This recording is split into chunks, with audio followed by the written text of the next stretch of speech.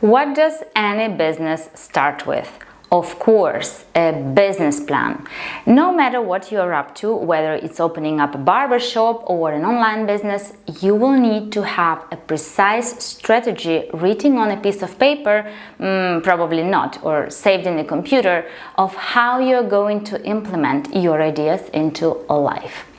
In this video, I'm going to explain how to write a valuable business plan based on example of my business, so you can go ahead and write your own just as easy. And before we start, I want you to hit the subscribe button to get notified when my next useful video comes out. So now let's start with our planning. Like any other presentation, business plan will include an introduction part, which is usually called an executive summary. The main goal of it is typically to attract potential investors to your project. In other words, to get startup money.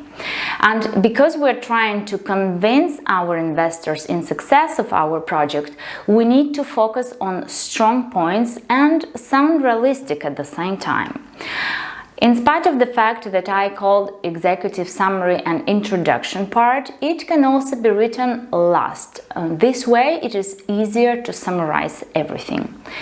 Your executive summary will include a condensed explanation of yourself or your company, the product that you are implementing, or a problem you are trying to solve with this product, as well as brief explanation of a market share the product is going to occupy, how it is going to be different from competitors, and the reason why customers should choose exactly your product. Also, including a brief explanation of financial statement is fundamental, as well as exit procedures, meaning what happens if plan doesn't work. I know it sounds like much work to fit all the information in 2 pages, but if you don't need any investment and you aren't looking for any partners and you're kind of in a rush to launch your project, or your business plan is mostly for internal use, don't bother about executive summary, just don't do it. Now, let's see what we need to cover inside the main body of our plan with the example of my business model. And I chose an implementation of, it's lunchtime, a canned Ukrainian Borsch. So the first section of my business plan will include general information about my business and the value it carries inside. A unique homemade recipe of traditional Ukrainian soup that is cooked with 5 vegetables, meat, and served with sour cream. What is the problem I'm going to solve with my product? There's a problem: increased consumption of junk or processed food, child obesity, lack of time to prepare proper food. What I'm aiming to achieve with my product? I'm going to promote healthy eating, I'm going to provide cheap and fast way to eat natural, delicious lunch or dinner, to preserve Ukrainian traditions, and to let the world know about my culture through food.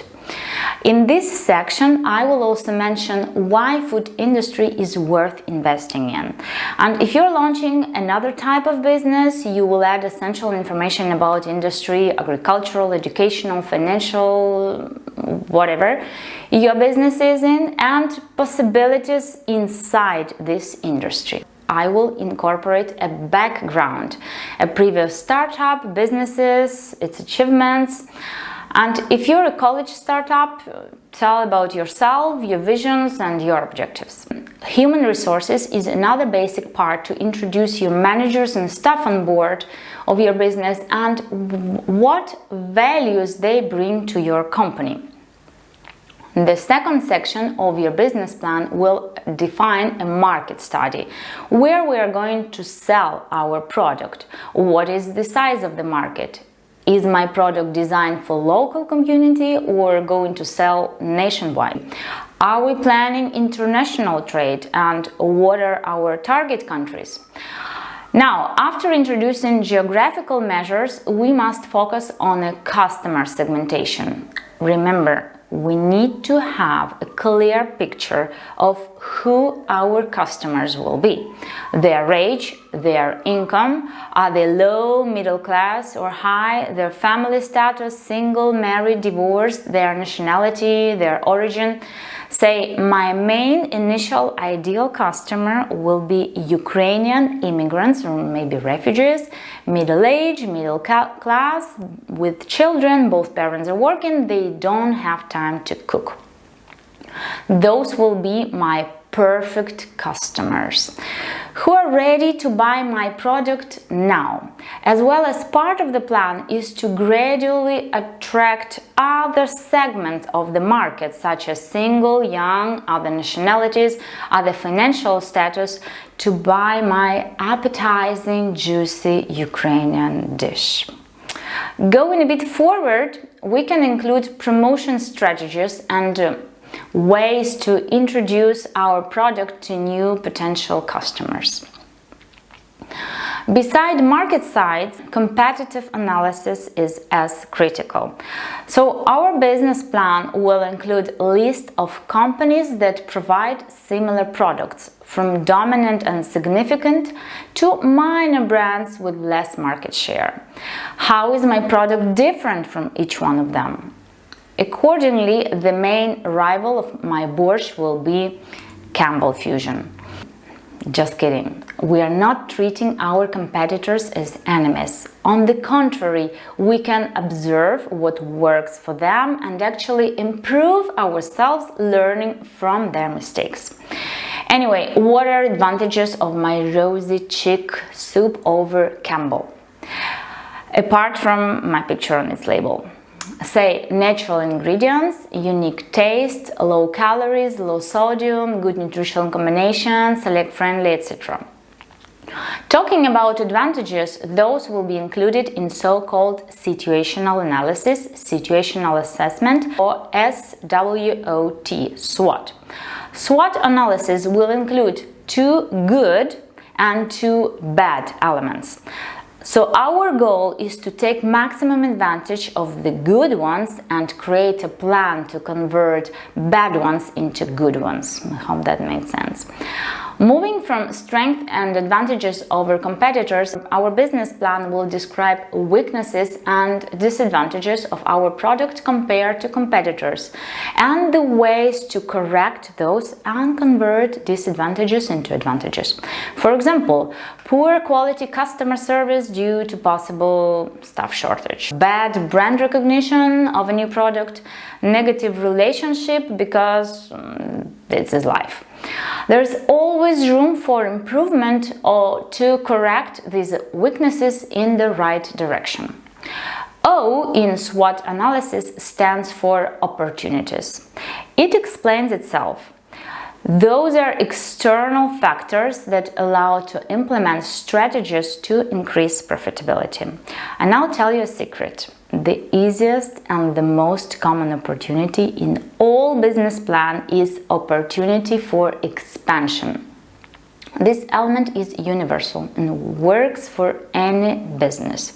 There is always a way to cover more markets, more segments, and expand into international trade using the same algorithm. Now, the second and, thanks God, the last bad SWOT element is threat. We need to clearly state what external elements could negatively affect our business and a strategic plan to fight potential risks. Generally, any external changes can be considered as both opportunities and threats. Here, we need to realistically analyze problems we might face during our business process. As an example, strong competitors might create something better than your product.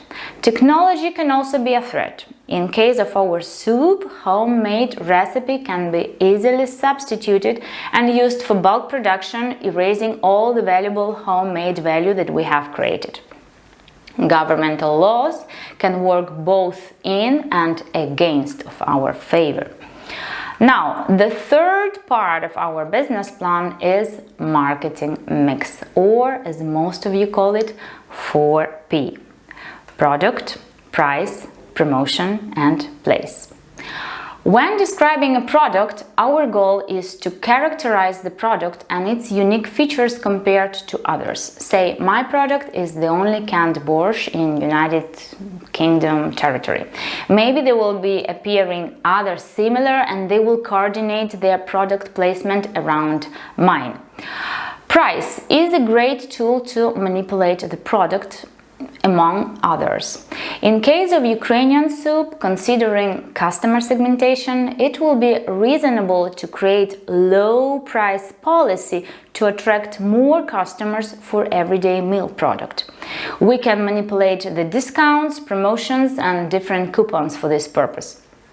But if I were to create a luxury jewelry brand designed for high-class society, I would not use the price as a tool to create a value. Instead, I should be concentrated on delivering a high quality to this product. Promotion section will mention platforms we're going to use to advertise our product, like Google Ads, social media, etc. and partners we're going to collaborate with, as well as cost of those advertising campaigns. And place says for itself, is where our product will sell, what stores, big supermarkets, local farmer markets, special food stores, and what platforms in case we're selling online. We will include the quantity breakdown as far as proportions of sales in each physical or virtual place. Now, the fourth section will be focusing on operations. In this part, we are precisely planning everyday processes and routines, starting from ordering supplies from vendors, producing our product with special equipment, tools, technologies to apply, etc., etc. We will include information about packaging and labeling too, as well as shipment to distribution points or directly to our customers. And I should say that food production is a complicated process. It is strictly regulated by local laws and authorities and can be subject to many rules. We have no idea at the initial stage of creating our plan. We might not know that all products have to be pasteurized in some countries, and which will change the taste. For example, so if you're aiming to food production, study all the rules and regulations before jumping into the pool with no water in it. You will obviously be lucky to skip this complicated part if your business is just about opening an online English school, and then you will have to tailor up this section to your own business. And a final fifth section of our business plan is all about money or financial planning. We will have to include how much money you will need to invest to start up your business. This will include rent of the place, refurbishing design in case you're opening up a coffee shop, equipment, you can opt for new or used, labor, paychecks, etc. Next, you will need to list your projected income, that is calculated income minus costs, minus taxes and minus lots of other details such as amortization of your machinery, for example. Next, break-even point is the amount of items you will have to sell in order to start getting income. All this is under a projected so-called cash flow section. So you will have to state a clear numbers you require in order to start your business and what assets you already have to cover it. You might have another business to serve as an insurance if this one doesn't work. You might want to put your car as an insurance asset, etc. We will also have to include timeline, meaning what is the projected time for each stage of your business. Also, if you present this business plan to an investor, it is absolutely necessary to include exit strategy, which means an outcome in bad case scenario if business doesn't success. What are potential losses that investors will have to bear? At the end, I would like to add that it was just a guideline and one of the most essential minimum content you have to include in your business plan. But the more detailed your plan is, the more chances to success your business will have. Think about it as planning your autumn weekend in England. Imagine you exclusively arranging a barbecue and buying sausages, inviting friends, cleaning up your backyard. And on Saturday morning, it starts to rain. So would you rather project other options? Well, with business planning, it's the same. The more A, B, C planning you have in each section, the more chances for success. I know it sounds like much work to do, but if you think about it as an investment that will save you more time and more money if things go unexpectedly wrong.